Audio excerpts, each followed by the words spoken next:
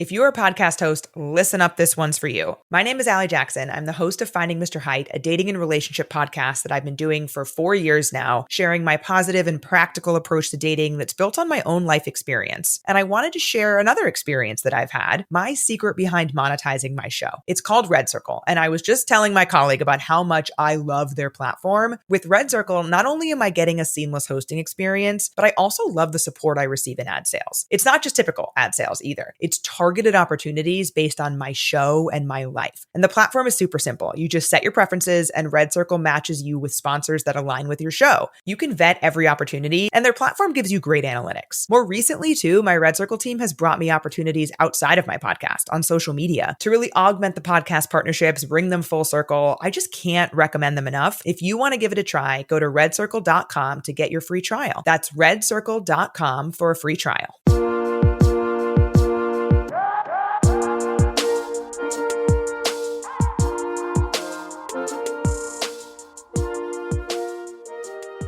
Hi, everybody. Welcome to Altar Call MAFS. I am your host, Tane, here with the first episode of 2026, well, on the regular feed. And I'm choosing to start with a documentary because, you know what? I feel like it reflects real life. It's a lot of gasps, a lot of what the fuck, and a lot of huh? And who to have here to cover this documentary with me? None other than Amy from the Little Miss Recap podcast. Hi, Amy. Hi, Tane. How are you? I'm good. It's been a minute since you've been on here. Yeah, it's been a while. And, we lived through a lot since then. We did a whole season of Maps. We did, I think, a whole season of Love is Blind. Yeah. It's flying by. It is flying by. And since you've been here, you've had a new little baby. If you want to share with people what it is. Yeah, so I have a new podcast called Murder, She Watched, because on Little Miss Recap, I was doing all my reality stuff, but I was also doing true crime because I love it so much. Mm-hmm. And I was like, I felt like it didn't belong in there. So I put it all on my new podcast called Murder, She Watched, which is like a companion podcast to Little Miss Recap. And we do a lot of stuff over there. We're doing the Murdoch murders right now. Wow. Yikes. Yeah. But we did the staircase, we did the jinx. Like there's a lot over there that we're having fun covering. Okay, that's pretty fun. And that's why you were the right person to do this with for this episode. Because I didn't know what I was getting into, but I was like, what in the heck is happening? I love a documentary with weirdo characters. Like weirdo side characters. Mm-hmm. They're the best. Even in reality TV, like when we cover Maps or we cover 90 Day, it's like you always look for those jewels of those side characters who are just bizarre. Yeah. And you're into them. And this documentary had plenty. Yeah, because you don't know what to expect. And I don't think the director of this documentary knew what was going to happen. No. Yeah, there was also the breaking of the fourth wall, which was really cool. Yes, he had to. He had to. Okay, so we are going to get into that, but just a little housekeeping for you guys, reminding you that you can get bonus episodes on patreon.com/AltarCallMAFS. You can listen to episodes ad-free. You can listen to bonus episodes. You can get episodes early. Run over there and get it. And also, I am running a special for the month of January, and it is 26% off for the year 2026. So go over there and get your episodes. And a reminder that I will be covering Love is Blind Germany starting January 8th. So if you want to watch along, I watch so you don't have to. I know some people don't like the reading captions and the translations, but it's been a ride doing the internationals. It's very different flavors. So check that out. And Traders is also coming out. I don't know. January 8th is a magic date for a lot of shows. I know. So there's a lot of things, and I'm just, going to do my best to talk about it because, as you know, we can talk reality TV all day long. So subscribe and make sure you don't miss out on any of these episodes. So Murder in Monaco. What we're going to do today, guys, is Amy and I are going to go through all the players. There are different players in this documentary. And at the end, we're just going to talk about who do we think did this shit. Murder in Monaco. And just to give a little summary of what this is about the 1999 death of Edmond Safra, who was a billionaire, had a lot of money. And the way that he died was they forced his way into his penthouse in Monaco. He had a nurse with him. His nurse got stabbed and they ran into the panic room. He had a lot of security. We are going to get into all that. And They knew they couldn't get into the intruders couldn't get to him, and then they allegedly set the house on fire, and that's eventually how they died, asphyxiation. And Mm-hmm. everyone has ideas of who did it. Is it the Russian mafia? Was it the nurse? Was it his wife Lily? And that's what Amy and I are going to try and talk about today. Did you know about this story in real time?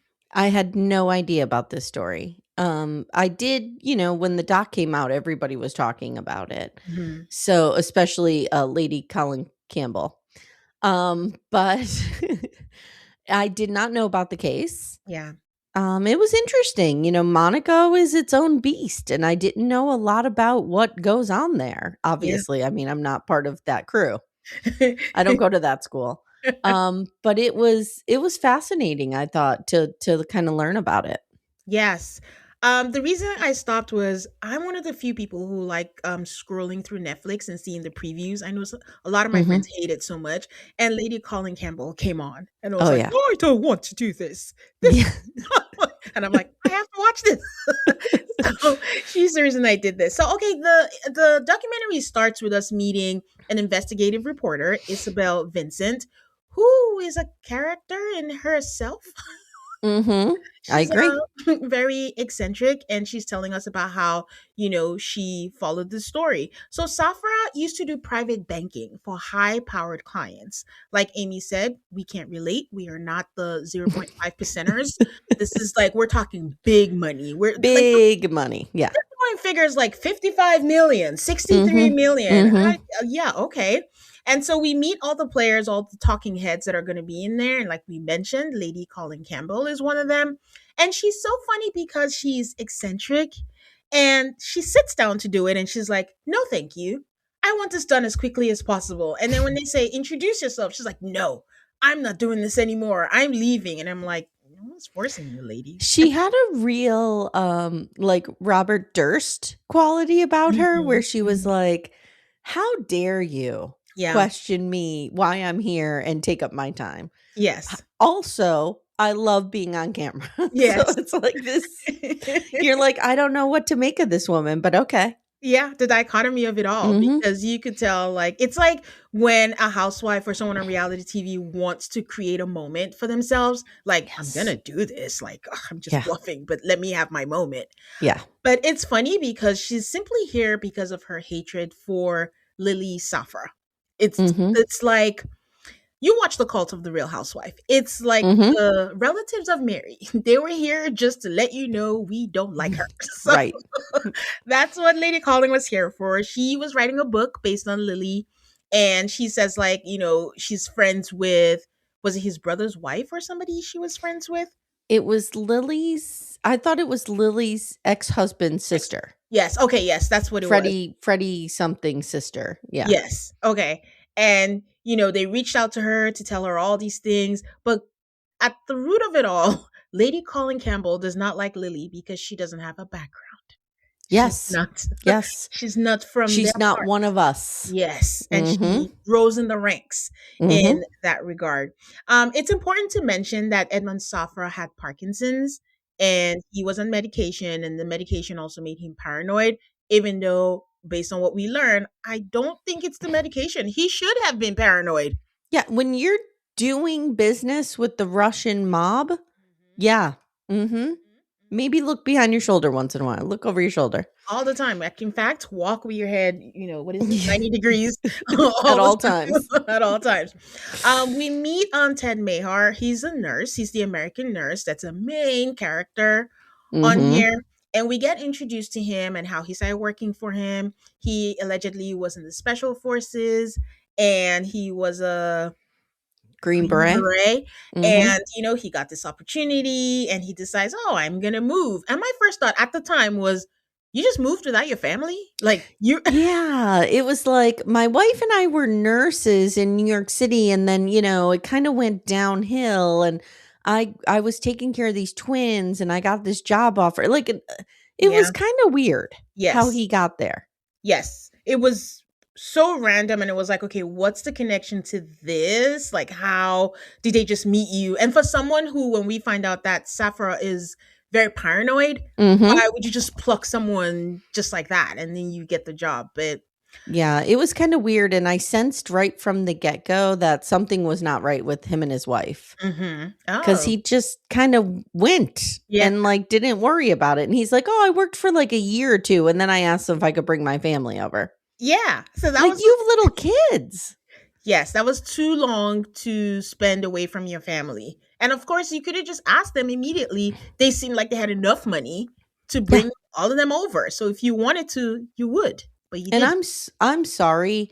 You can get a job anywhere as a nurse in the United States right now. Hmm. Anywhere. Hmm. Like we need nurses. Yeah, And, they're not paid enough, I would argue, but they're paid decently. yeah, So yeah. like it was weird to me that he was like, "Oh, I couldn't find work as a nurse." I think it was just maybe also the offer. It seemed like easy money. Mhm. And if you have easy money like that, you got to question things. Yeah, good point. So, as Amy said, we don't know about Monaco. I've never been, but Monaco, as they said, and I quote, is a sunny place for shady people. So, Mhm. a lot of rich people. We also meet Mr. X. This is funny to me because he's the head of security. We don't see his face, but the way they hide his face, anyone who knows him can identify. Yeah. Yeah, it is kind of weird. It's not well hidden. There's a Mhm. shadow across his face, but you can make out who he is, and it's like, okay, guys, I know. get it. But he says that, Mustafa had up to 25 security guards. He had new candidates every few months. We see video clips of them training and all the rules and regulations. This is important because when we talk about the intrusion, my thought was like, so where was all this training? Where Mhm. were all the 25 people? But we get introduced to them. So Mhm. let's talk about the Russians.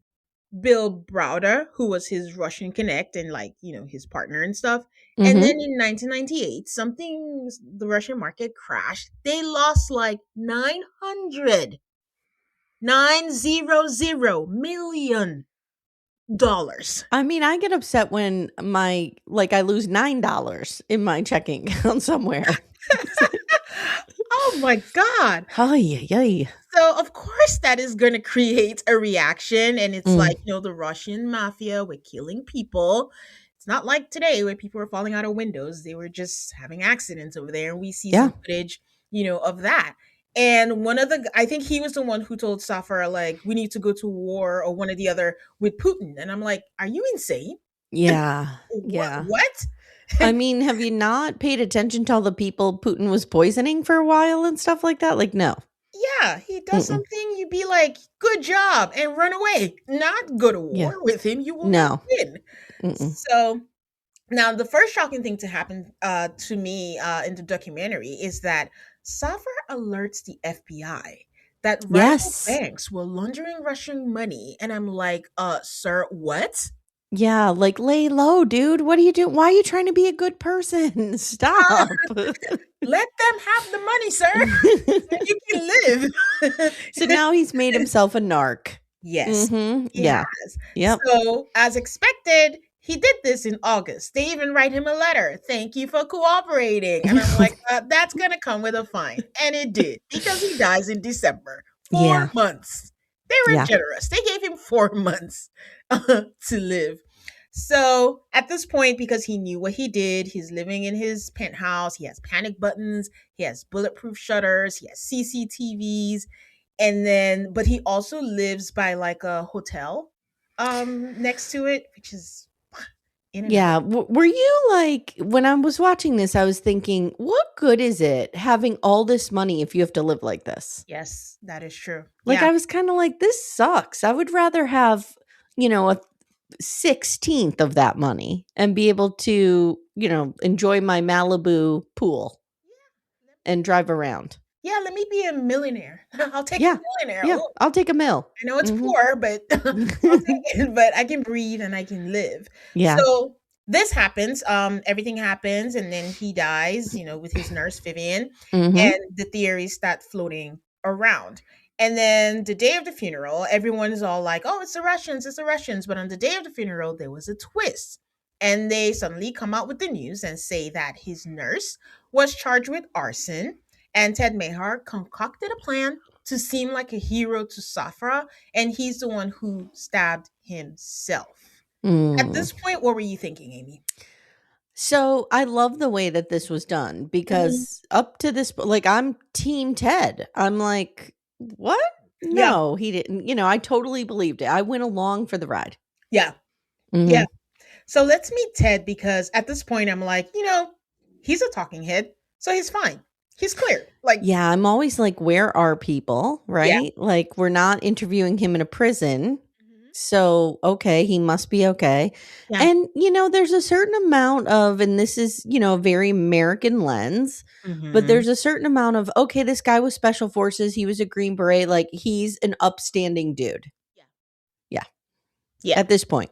We're sucked into that. And then he, is, and I'm just, no, at this point, I think I'm trying to figure out, okay, walk us back. How was he accused of arson? He was stabbed. He called for help. He gave Vivian the phone. What is happening? So we are introduced to Mike Griffith, his lawyer, larger than life personality. Yeah. He reminds me of somebody, and I don't know, I can't place it. If it's someone on reality TV or a character on a TV show, but he's very happy to be here, and he's very happy to speak. Sure. So he tells us that Ted told him that the day before the attack, he was abducted. He was thrown into a van. He was shown pictures of his wife and children and told that the next day he needed to have the shutters open that night. And he was like, oh, I'm not even working. He wasn't meant to work, but luckily for him, he was called and told like, oh, someone's not going to be able to make it. So you need to call in and you need to be there. And he says they call him at the hotel. But at this point, I thought he was living in an apartment. Again, that's a timeline that was fuzzy for me. I thought his wife and kids were here already, because he told us that he told them a year later I needed them to have there, and then they got an apartment and everything for him. So why is he saying they called him at the hotel? Did you pick up on that? I did. I was under the impression that the wife and kids weren't here yet, though. But I don't know. I could be wrong. Because it couldn't happen. They couldn't have been here after the whole thing happened, because then he, went to jail going ahead. Right. So, but wasn't, when the wife came to like bail him out, wasn't she arriving for the first time? In the US. Yeah. Okay, so that's a hole in his I don't story. think his wife and kids ever made it here. Oh, Mr. Ted. Okay, so that's what happened. So he goes there. He says that the in the nursing quarters and their shutters were open. So he didn't have to do anything. And then all of a sudden he was hit over the head. And then he's like, oh no, my special ops is gonna kick in. And he picked up a 10-kilo weight and he hit the guy in the head, and then he got stabbed, and then he blacked out. Okay? And then he comes to after being stabbed. I'm not laughing. It is not funny, but he comes to, and then he's like, oh, I'm going to put Mr. Safra in the safe room. And he gives Vivian, the nurse, the cell phone. And he's like, I'm going to call for help. There was an alarm. Why don't you just call for help with the cell phone in your hand? It's a lot of what? But he's bleeding out. This whole thing is happening as he's bleeding out. It's true. And apparently there was an alarm in his bedroom that he didn't know about. At this point, it's like, where were all the trained security? There's a lot happening right now.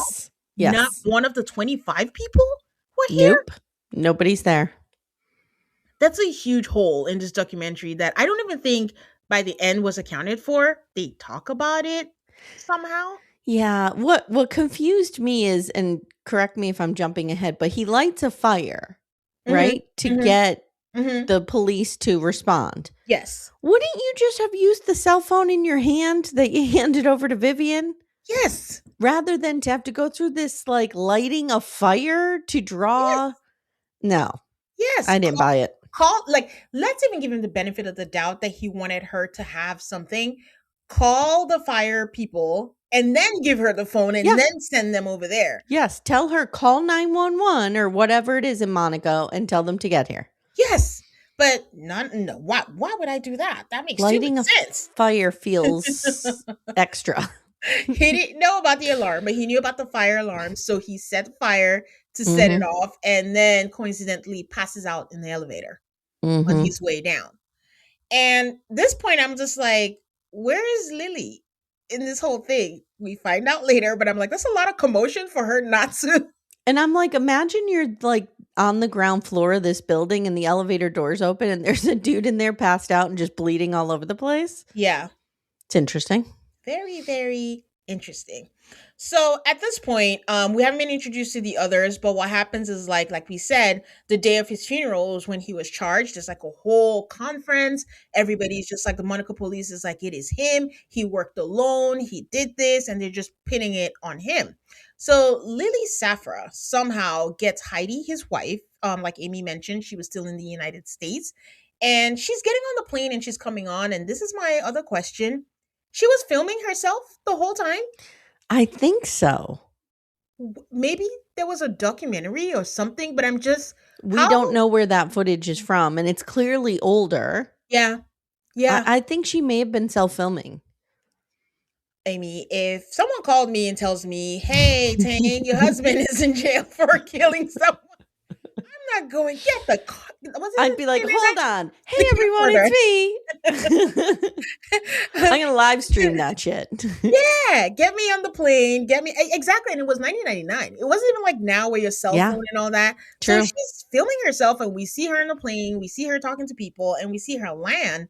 And the limo was supposed to take her to him, to the police station, but to the hospital. But they take her to a police station instead. And then all of a sudden she was kidnapped. Yeah. I don't think they made enough big deal about this for me. I'm like, this no, is too casual. I agree. Yeah, I agree. It was, I don't know. It was so weird. Now that I'm thinking about it, though, I'm wondering if because the news had broken that Ted was arrested, I wonder if it was like a local news crew who was filming her in the United States. But it didn't seem that way. Home, because her kid was like, Mommy, where are you going? And I'm like, should this be filmed? Yeah. I think, Tane, that you have brought up the biggest mystery of this entire thing. Like, they didn't leave anything out. I think we saw her packing at some point. And I'm just like, okay. Maybe he expected the worst. And he was like, I'm going to document everything. Maybe. So yes, she was kidnapped, and she was kidnapped in a hotel. She went with her brother, Mm-hmm. and they were there for 3 days, and they took her passports. Now, they didn't definitively say who it was, but she was alluding to the fact that it was the Monaco police. Did you get that? Yeah. And which tracks, because the Monaco police was trying to be like, it is Ted. We are not entertaining any other possibilities, and we are sticking to that story. Yeah, they're like, we can't have this billionaire's playground tainted in any way. So we need to solve this immediately and put this guy away. Yeah. And just to add to that, guys, we were told in the documentary, because again, I did not know this, or maybe I did, I don't know. Monaco is very, very safe. They don't have any security problems. They don't have any of this, and they want to keep it, that way. Yep. So at the same time that all this is happening, Ted is telling us that, he came to in the hospital, and then he finds out that Safra and the nurse are dead, and he's like, why? What happened? Oh, and then they give him docs to sign. And he says that he has no idea what was being said or what was being done. They just said he should sign it, and it was in French. Yeah. And he just went ahead and signed it. Well, they kind of threatened him. They said, like, we have your wife here. And they showed him his wife's passport. So he knew that they had her. So he was like, okay, I'll sign it. Which is odd, because that is not police-like behavior.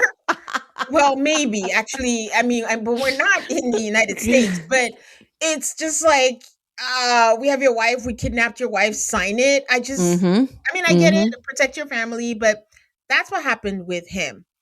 So, let me take a quick break, and we'll come back and talk about Lily Safra. Okay, and we're back. This was, again, I like the pacing of this documentary. I really like the way they introduced things, because you never knew what was coming next. But especially when we don't know anything about any of these characters. Well, right. And the whole trend now is to have a 3 or 4 episode docuseries, which I rail about constantly. Yes. This was perfect. Yes. An hour and a half. Good. Yes. Done. Yes. They need to stick to that, please. We're begging. signed Podcasters Union. Yeah. And so Lily Safford, this was her third husband. Isabel, the investigative journalist, said she tried to find out stuff about her early life. She could not find anything about it, but it's like, how could someone from Rio de Janeiro ascend to like top society? And for every husband that she marries richer. I'm like, send us the masterclass, Lily Safford. How do you do that? But remember at the top of the episode, I said Isabel Vincent, the journalist, was a little, eccentric. This woman casually says, like, I became so obsessed and I moved to Brazil to get more information. I know. Like, what? I was like, whoa. And I forget the outlet she was working for. It was like a paper. But I was like, are they funding this? Yes. I don't think so. It was like Vulture. I'm like, Vulture's not going to put you up in Brazil for 3 years. Isabel looks like the kind that's like, I'm going to quit my job. This is my calling. She's a couch detective. She's like, I'm going to solve this and I'm going to give up my entire life to do so. Uh-huh. I mean, if somebody offered my mother this to solve John Bonet, she would do it.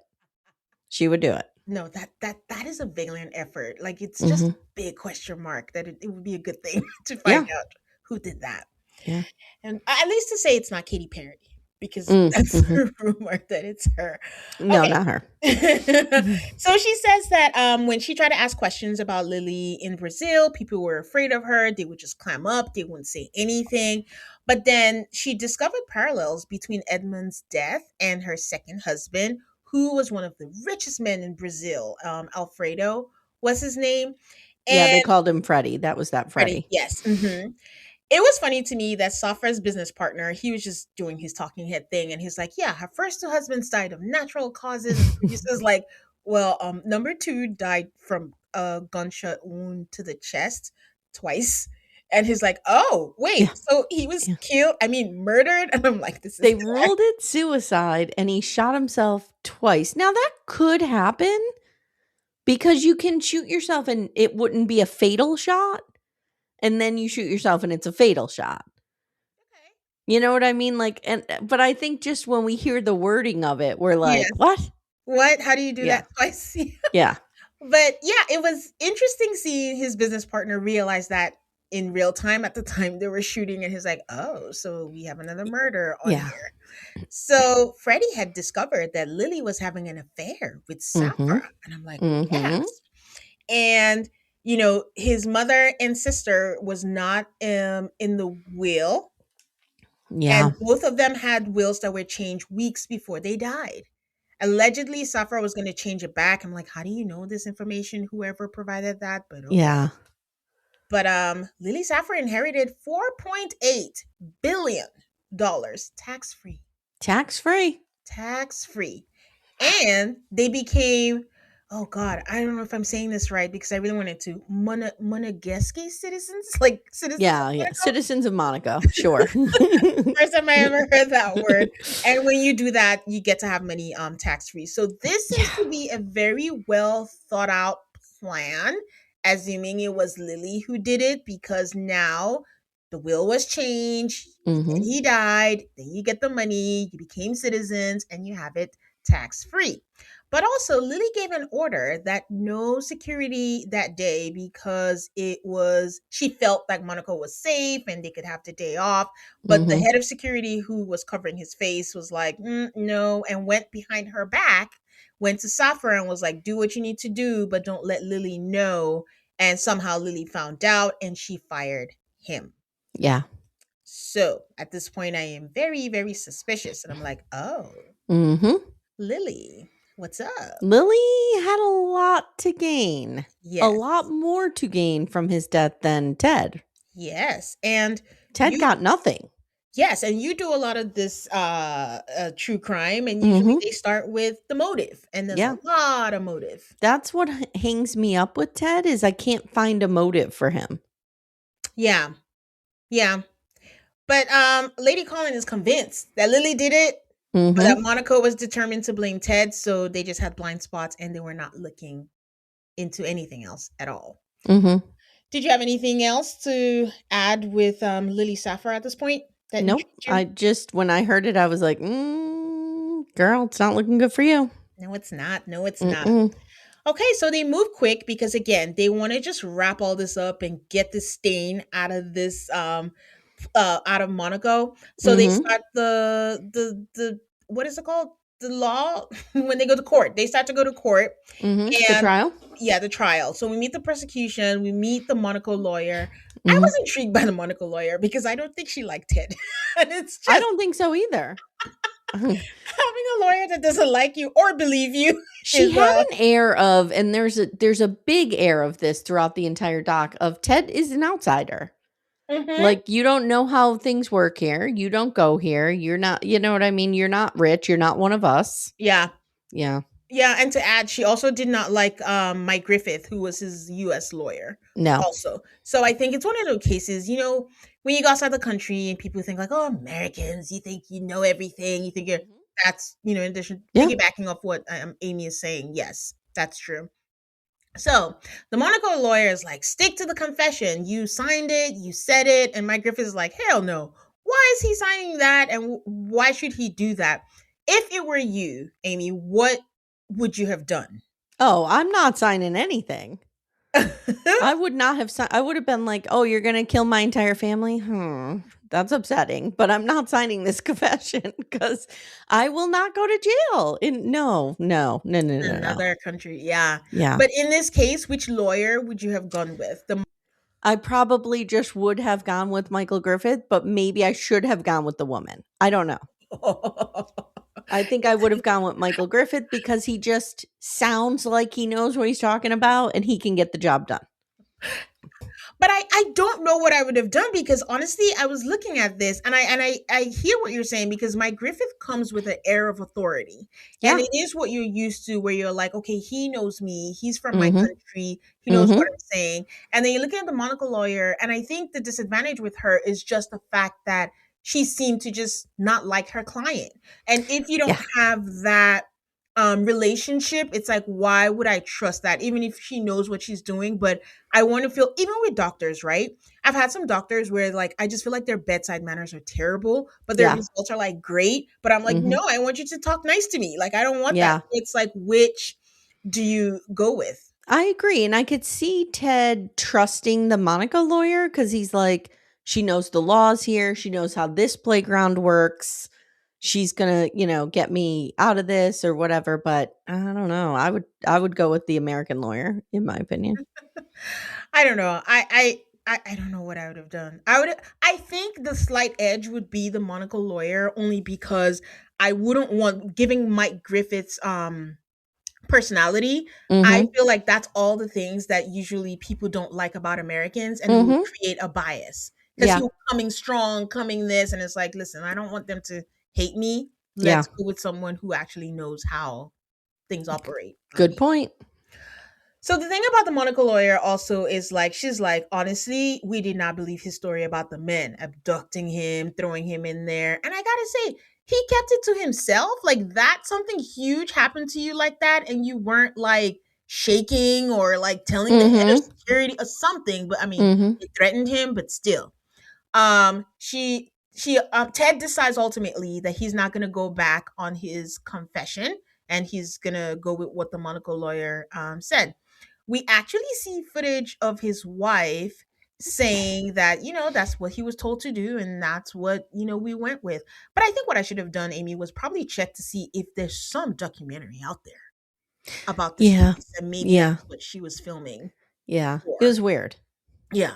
I So mean, when she gets to Monaco, I think they just have cameras in her face. yeah. But I don't know. It was strange. And I just didn't feel like they had a connection. Like, I'd be way more upset if my husband was imprisoned in another country. I'd be very distraught.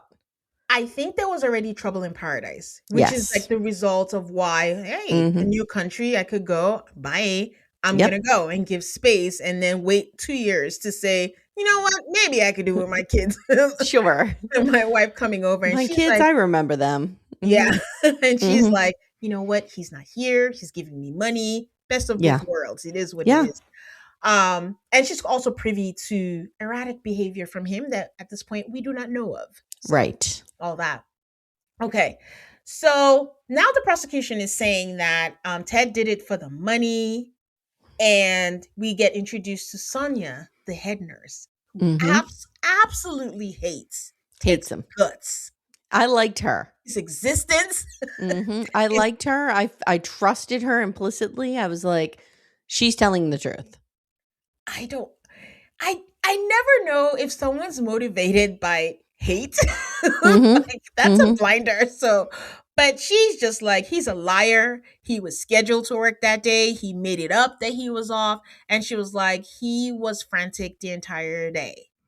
And the investigative journalist says that Sonia was not a reliable narrator, but we are not told why she said that. And that bugged me. I think because they had personal beef.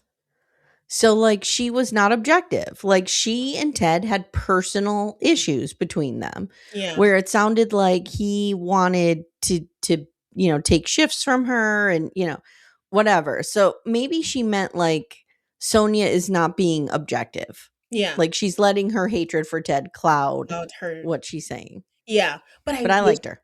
I wish the director would have said, why do you say so? Just a follow-up, just to clarify, so we're not trying to figure Agree. out. Yeah. So all the nurses, Ted, was it Ted who said that all the nurses were paid to not help Ted? Oh, Ted felt that way. Like, all the nurses were against him during the trial, so they weren't going to say anything. But then we also find out that footage was missing.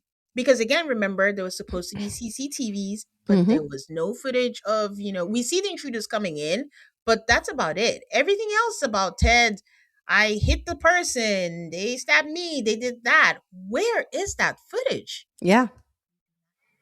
Nope. But Sonia claims that 2 weeks before the incident happened, Ted was fiddling with the cameras. And then we learned that he used to work at a casino and he was video security. I'm like, so he knows how to make that footage disappear. Yes. So that's Sonia. And then the defense starts, and the defense tries to pin it on the Monaco police. Listen, Amy, at this point, my head is swiveling. I know. What? There's more. And they start to say their whole thing is, why did it take 2.5 hours to get here? That was weird. That was weird. And when they got here, guys, they had to search that everywhere was okay. And then they searched through 23 levels of underground parking before the firemen came in while someone is like choking to death. First of all, I would never trust 23 levels of underground parking. Can we talk about this? I was like, 23 levels. My daughter goes to the University of Pittsburgh and they have an underground parking garage. And it's only like 4 floors. And I will not go under there. I'm like, I'm not going under there. What if the ground collapses? That's true. So 23 floors. Do you know how deep that is? And you're right against the sea? No. That's true. That's number one. Number two, I just assume that uber rich billionaires get preferential treatment everywhere in life. Why would they not immediately go there? And number three, you don't have more than 2 people doing this. Like, send one up there and the other guy search the 23 levels. Yeah. I mean, take out the wealth. I just thought like you would want to save a life. You would Either think. way, without, if there's a bomb, like you said, division of labor, have some people down here while we do things simultaneously. So that was very weird.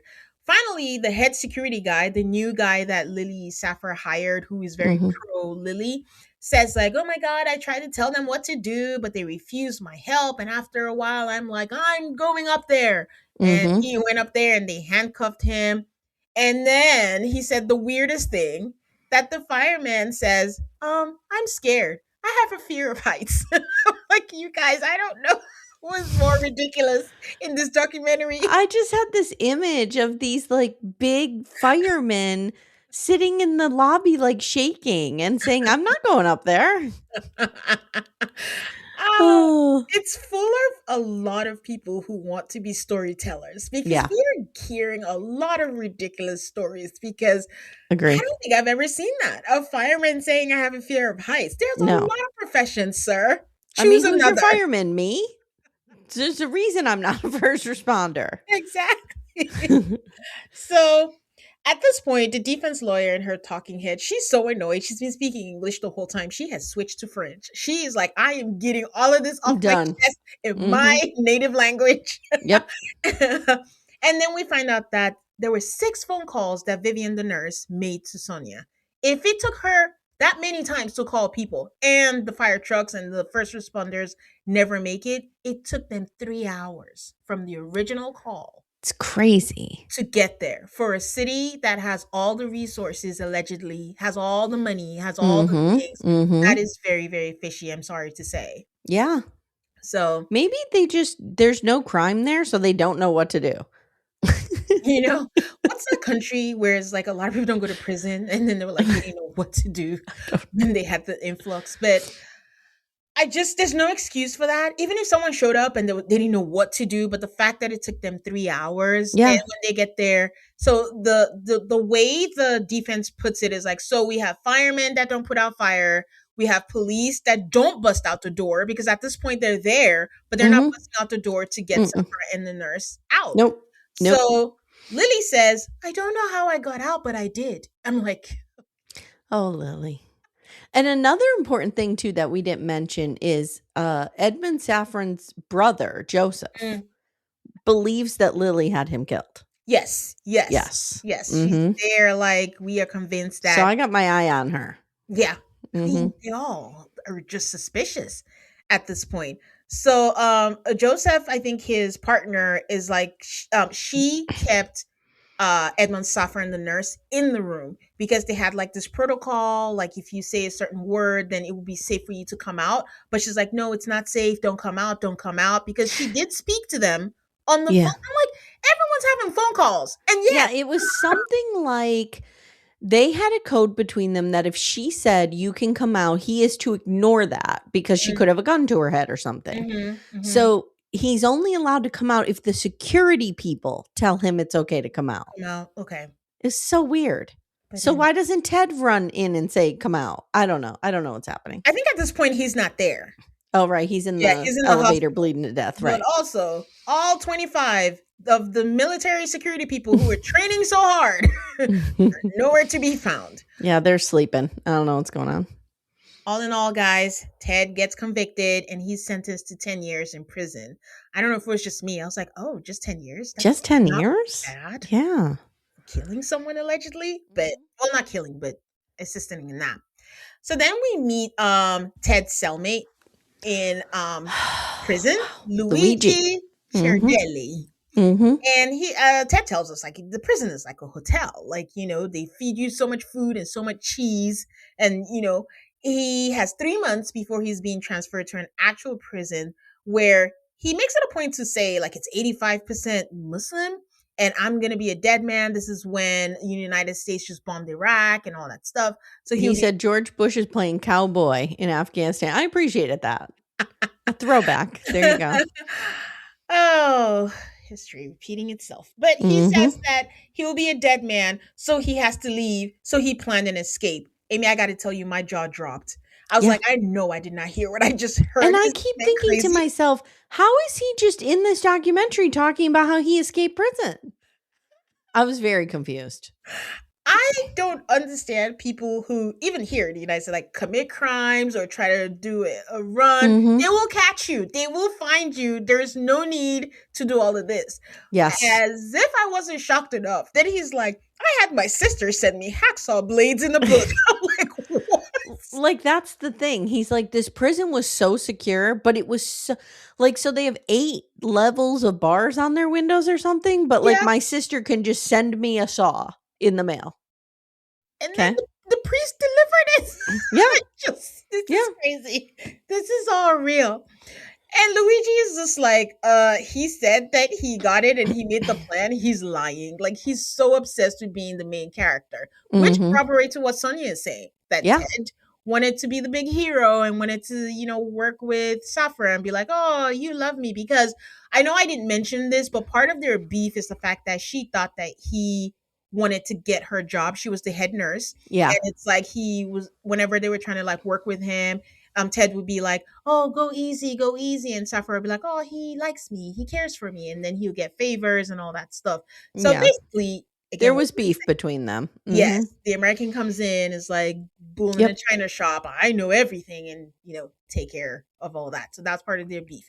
So when they decide, they come up with a plan, they do everything. Luigi, he's like, this man doesn't care. He says, "I rob the rich to give money to the poor." The poor being a singular person, me. So, and he found that so funny. And he's smoking as he does this. So this is a man who he don't give a fuck. He's just gonna live his life. So they're escaping, which I still can't believe this man thought was a good idea. I know. And they're supposed to go, and then Ted is like, "Oh, I'm gonna go first," and Luigi's like, "No, have you seen your ass? I'm gonna go first." No, for real, guys. That's what he said. Yeah, that's what he said. And he goes out through the bars, and then he leaves, and then he leaves Ted. He's just like, "Deuces, bye." That's like, bye. It's just so funny to me because I can't believe it's real. I know. So Ted tries to get out. He gets stuck, but somehow he figures it out. And then he walks to Nice.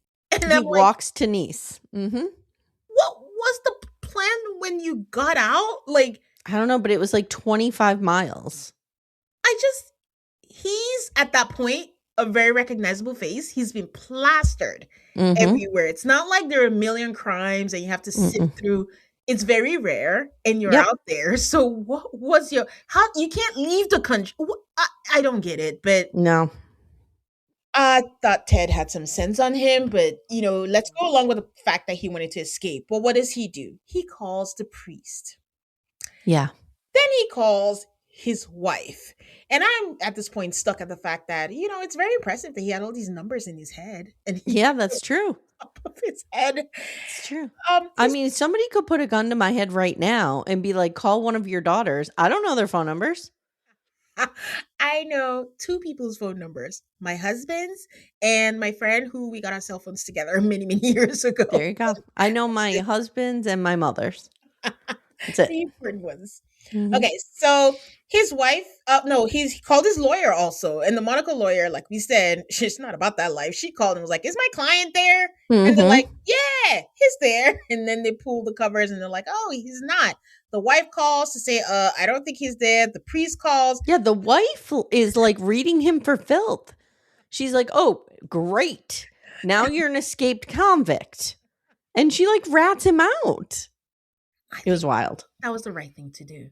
It was, but it was pretty wild. It was wild. And it's funny that the way he saw it was like, I was ratted out by my priests, my wife, and sir, you escaped prison. It wasn't like, "Oh, I stole a loaf of bread from the grocery store and they ratted me out." You escaped prison. And like, what's your big plan here? Yes. Like any heat that you bring down, you're going to bring down on your family. Yes. So it's just, I think he's just a very reactive man, and his like, whatever happens, we'll go with the flow.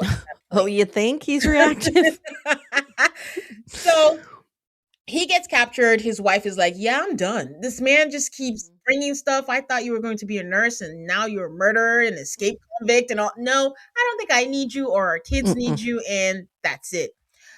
His lawyer decides to sue Lily for the abduction for his wife, for Heidi. But days before they were supposed to go to court, Heidi drops it.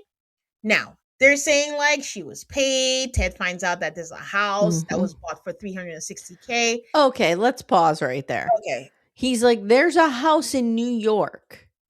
He's got to be talking about upstate, right? Yeah. She's not buying a house in New York City for $300,000. I was like, where is this house? No, although 1999. $360K. Well, let's give it maybe 2,000. So it may be possible, but it has to be like the Buffaloes and the. It has to be like Binghamton. Yeah. Yes.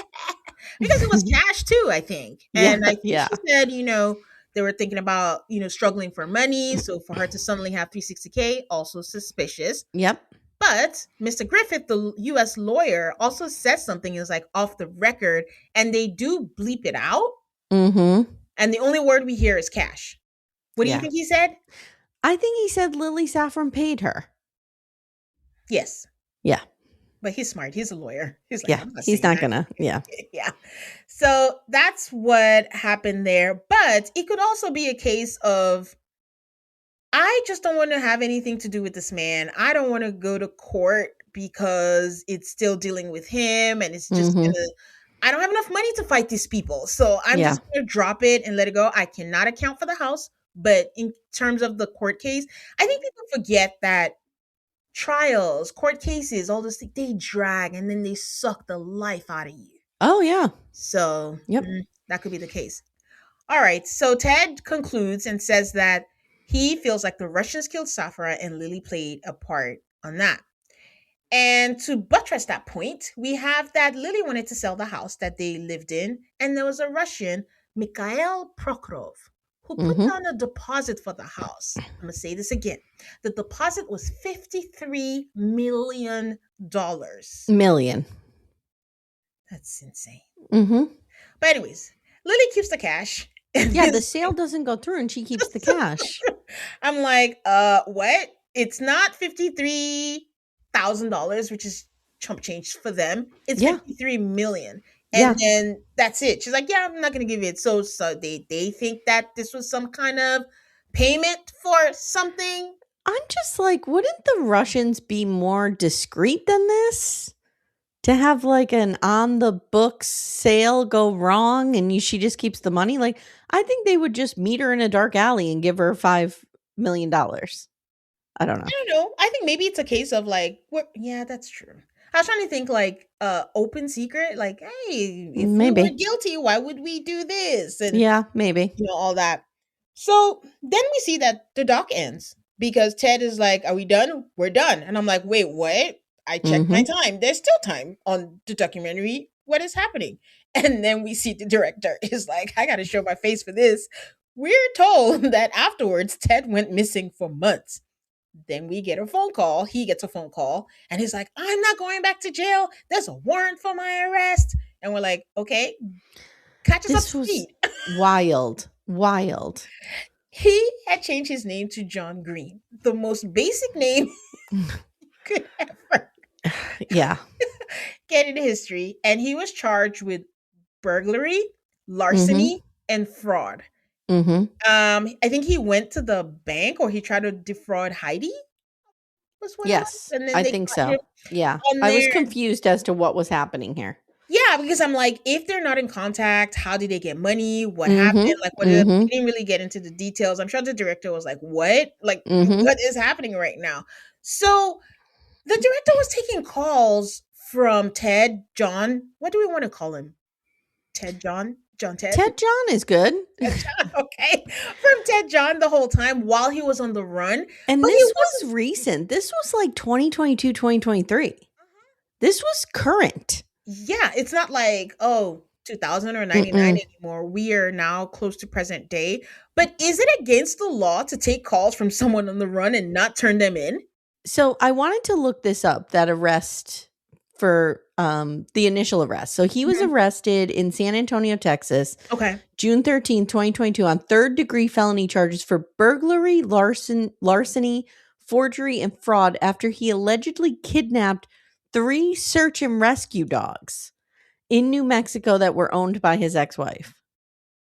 So he was probably stalking her. Wait, she's in New Mexico now? What happened to the house in New York? I don't know. And that makes me curious. Like, did he just go and get his dogs or go and get these dogs? And then I don't know. It's interesting.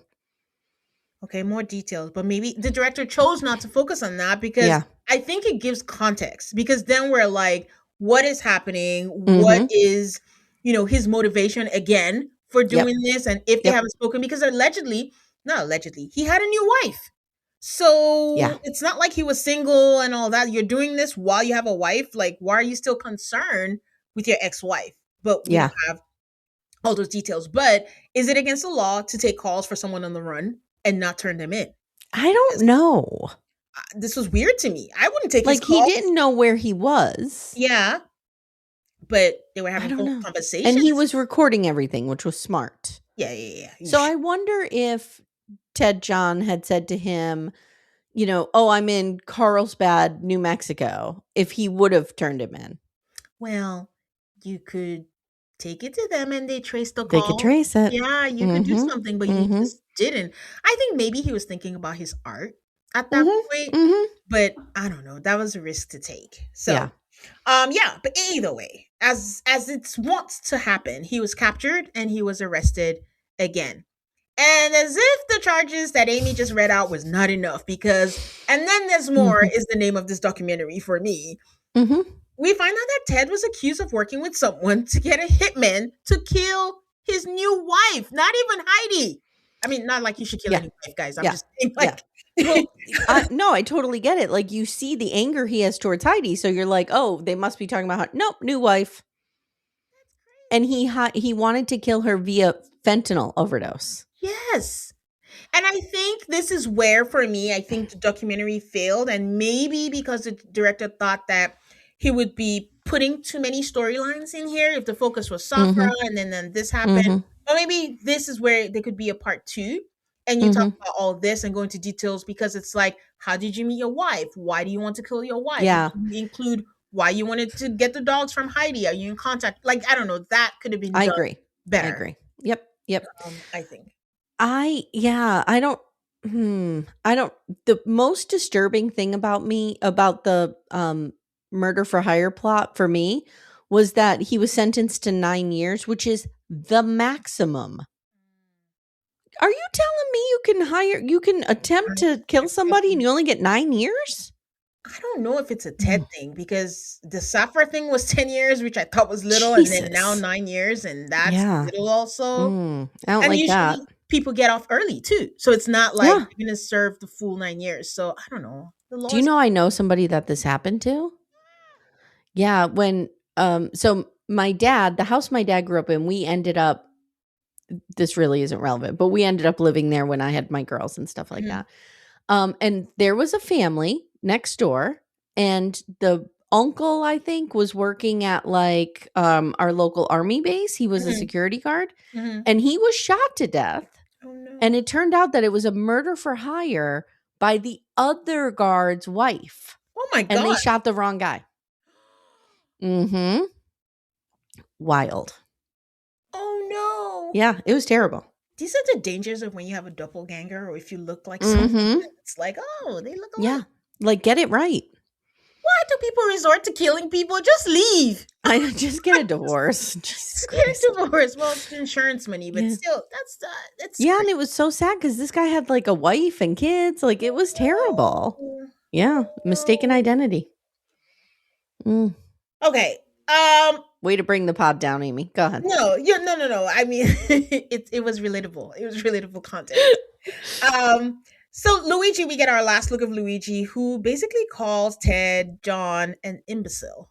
And he's like, he holds the record for imbecility. It's like he's a moron. Yes. He's not lying. How can so much drama follow someone? Ted's a mess. A hot one, flaming one. And then the director decides to dig deeper and finds out that he was not a Green Beret. And all I'm thinking is, this whole time you did not fact check that? I was thinking the same thing, Tane. I was like, what? You didn't start there?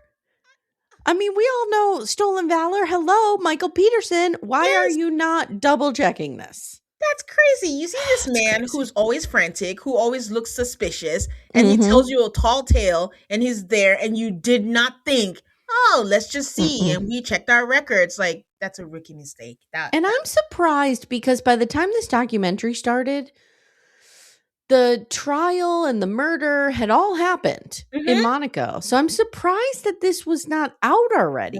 That he had lied about this. Yeah, that should have come up. Yeah. I guess everyone just took his word. I guess in the 90s, Googling somebody just wasn't a thing. AI. But I think maybe that was a skill that Ted had, where he just said something and people are like, you know what? No, and we're just going to go with it. But he got to be filmed while he was in jail still. And then the director's asking him, like, oh, I asked you, are you lying? Are you lying to me? And he's like, no, I'm not lying to you. And I'm like, at this point, regardless of what he says, are we taking his word for it? Like, why are you asking him that question? He's a liar. So that's what the whole documentary was about. I think we covered all of it. And I have to ask the big question. At this point, who do you think did it? So I think two things can be true. Okay. I think Lily had the motive Okay. and she had the means. Yes. And I think she set, with maybe with the help of the Russians, something into motion here. Yeah. But Ted got caught up in it unwittingly, like he didn't know about it. He just got caught up in it and was real dumb. Mm-hmm. But I also think Ted is a criminal. So, like, I think those two things can be true. Lily set this in motion. Ted is a criminal Yes. who just happened to get, like, I do think maybe he lit the fire. I think maybe he was telling the truth about what he did. Yeah. He's just an idiot. Like, we see he's not smart. Yeah. And I think he just kind of then went on to keep criming. But I think he was always criming. Like, he was never a good dude. Yes. And he just happened to be in the wrong place at the wrong time. Okay. I agree with you, except I think that Ted was involved some way or the other. Mm. And there was a change of heart somewhere, either with Ted or either with, I think Lily and the Russians were together. There's no way. I think they were in cahoots in some way or whatever. And I think maybe Lily wanted to use Ted, but like you said, Ted is a fool and Ted just messes things up all the way. And they're like, maybe we shouldn't include him anymore. And he just bungled everything at that point. So yeah, the thing with me with Ted is there's never evidence of a payout with him. But like you said, they could have changed their mind before that happened. Yeah. I think I think Sonia has some truth in that he could have get more money if he, became the hero and all that kind of stuff. But I don't know what Lily would have promised him. I just feel like Lily would have looked at him like an idiot. Yeah. But also she recognized that this would be the best person to use because he's so desperate and so thirsty for it. And so I don't know. I don't know how he's involved, but you're right. At the end of the day, he's a crimer at heart. Because there's escaping prison. There just isn't motive for him to act alone. Like, there's no motive. And even he said, like, this guy was my cash cow. Yeah. It was stupid for me to kill him. Mm-hmm. And he's right. Yeah, that's true. So, yeah.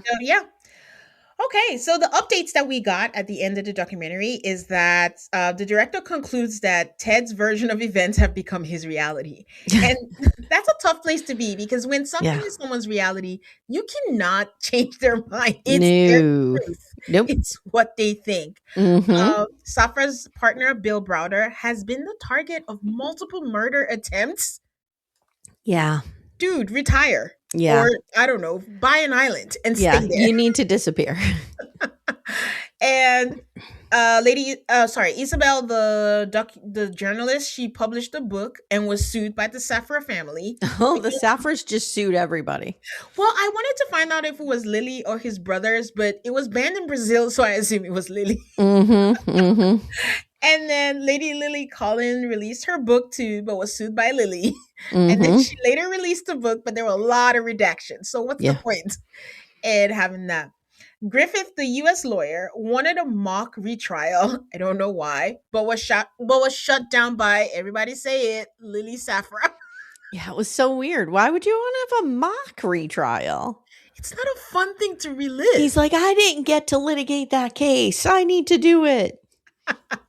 Well, the great Lily Safra died in 2022, and we were not given information. I was like, so who gets the money now? Yeah. They didn't mention kids. Yeah, I don't know if they had kids. That was going to be my next question. I'm not sure. Yeah, so we didn't get that.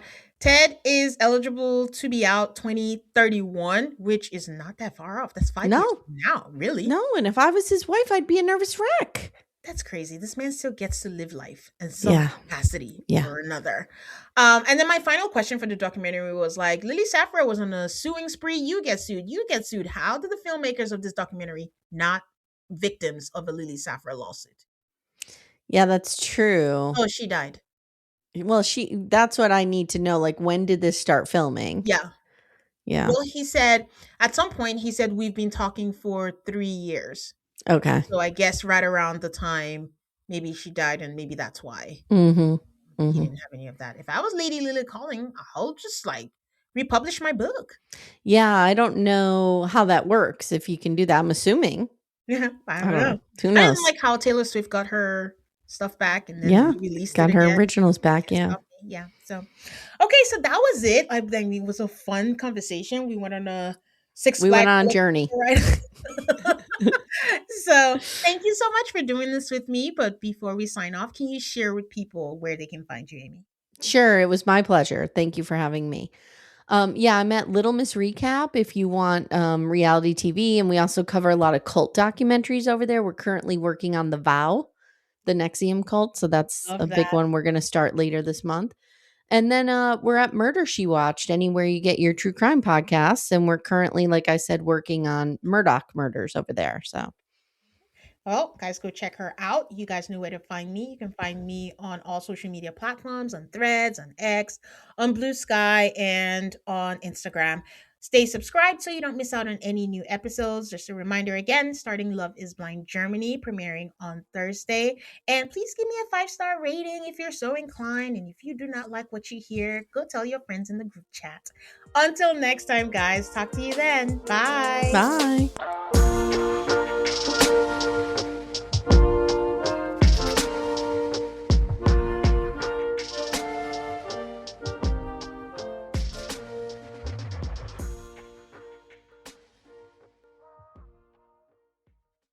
If you're a podcast host, listen up, this one's for you. My name is Amye Jackson. I'm the host of Finding Mr. Height, a dating and relationship podcast that I've been doing for 4 years now, sharing my positive and practical approach to dating that's built on my own life experience. And I wanted to share another experience that I've had, my secret behind monetizing my show. It's called Red Circle, and I was just telling my colleague about how much I love their platform. With Red Circle, not only am I getting a seamless hosting experience, but I also love the support I receive in ad sales. It's not just typical ad sales either. It's targeted opportunities based on my show and my life. And the platform is super simple. You just set your preferences and Red Circle matches you with sponsors that align with your show. You can vet every opportunity and their platform gives you great analytics. More recently too, my Red Circle team has brought me opportunities outside of my podcast on social media to really augment the podcast partnerships, bring them full circle. I just can't recommend them enough. If you want to give it a try, go to redcircle.com to get your free trial. That's redcircle.com for a free trial.